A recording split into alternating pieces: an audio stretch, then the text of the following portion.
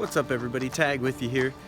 Today I'm going to bring you a video on how to bring your stairway railing or stairwell overhang up to code.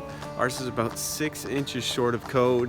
Makes you a little nervous when the kids are hanging out and playing on it. So I'm going to show you how to bring that up to code. What I'm going to be using is, it's white for us, so I'm using some primed pine, 6-inch primed pine for that, and then brick molding to give it a nice clean finished look. So you see some before pictures here, some before and afters to show you exactly what I'm talking about. But I'll take you through the steps and the cost on it. Let me get my old handy receipt out here, and the cost came in at $12.38 for the primed pine 1x6 12-footer, and the brick molding 8-footer at $19.18. So you know, we're right at $30 to solve this little problem for us, and so you'll see the before and afters there. I'll take you through it.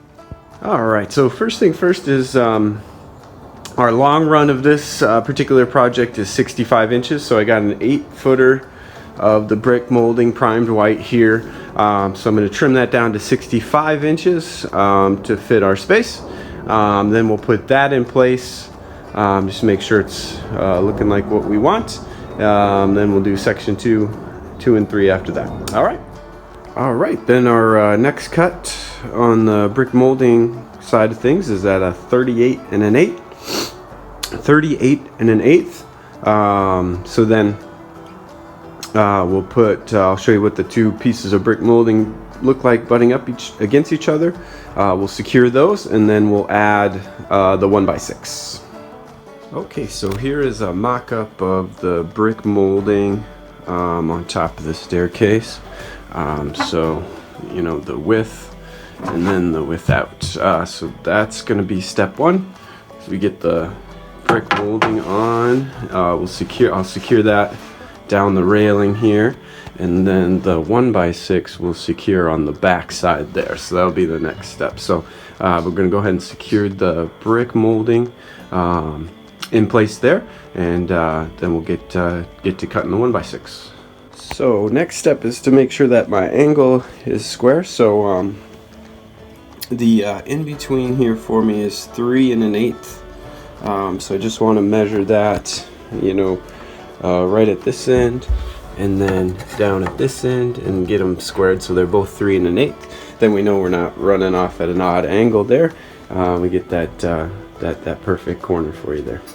Screws, you want to make sure that you sink your screws in a little bit, because then what you can do is get some putty over them, and then it's going to hide your screw heads a whole lot better with that sunk in there. So make sure when you do your screws, sink them in a little bit. Then you can do a little putty over top of them, and some paint touch up as needed. But that'll give you a lot cleaner, smoother finish, rather than having a little screw head bumped up a little bit. So just a little tip there. Alright, so next up is measuring along the inside of the brick molding for our 1x6 links. We'll get the measurements on those, cut the two pieces here, and then secure from the back side there. That'll be our last step. So we'll get those cut to length, butt them up there, mock it up, and show you. Alright gang, so we're going to make a couple cuts on our 1x6x12 primed white pine.